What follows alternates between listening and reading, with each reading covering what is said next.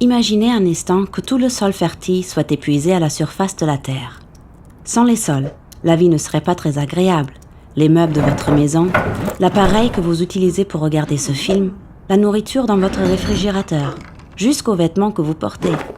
Tout ceci n'existerait pas sans les sols. Et pourtant, cette ressource qui a mis des millions d'années à se former s'épuise rapidement. Il faut agir sans attendre.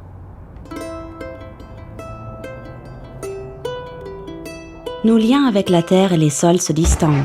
Plus de la moitié de la population mondiale vit aujourd'hui en ville. Et en 2050, ce seront les 2/3. L'urbanisation galopante sacrifie d'énormes quantités de sols fertiles. Pourtant, les villes ont besoin de leurs campagnes pour se nourrir et s'approvisionner en matières premières.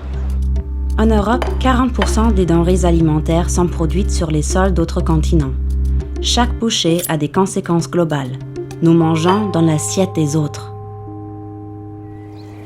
De nombreuses populations dépendent des sols fertiles pour leur subsistance.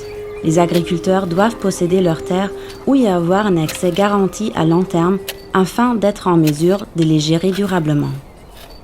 Le climat politique actuel a tendance à favoriser les formes d'agriculture industrielle et intensive.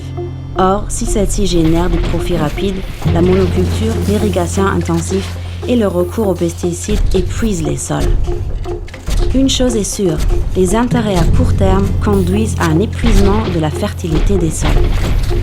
Ceci compromet le mode de la vie de nombreuses populations rurales. Mais les protestations mondiales pour le droit à la terre connaissent un succès croissant. Pour obtenir des résultats à grande échelle, il faut des solutions politiques. Le droit à la terre et la protection des sols doivent bénéficier de lois et réglementations au niveau international, mais aussi à l'échelle de chaque pays. Les gouvernements ont le devoir d'agir. La base d'une gestion durable des sols repose sur une jouissance de la terre sécurisée sur le long terme. En conciliant les connaissances empiriques des populations et celles de sciences modernes, il est possible, même avec des moyens limités, de garantir des récoltes fructueuses sur le long terme, en apprenant ensemble. La préservation des sols passe par la recherche partagée de solutions permettant de protéger les sols tout en garantissant l'accès de tous à une nourriture suffisante. La responsabilité d'exploiter la ressource la plus importante, le sol, de manière durable échoit tout particulièrement aux opérations agricoles qui se déroulent à grande échelle, car ce sont leurs produits qui finissent dans nos chariots. Chaque jour, nous faisons des choix. Que nous achetions des produits provenant de l'autre bout du monde, ou bien des produits locaux, que nous mangions beaucoup de viande, ou que nous choisissons d'acheter des produits bio.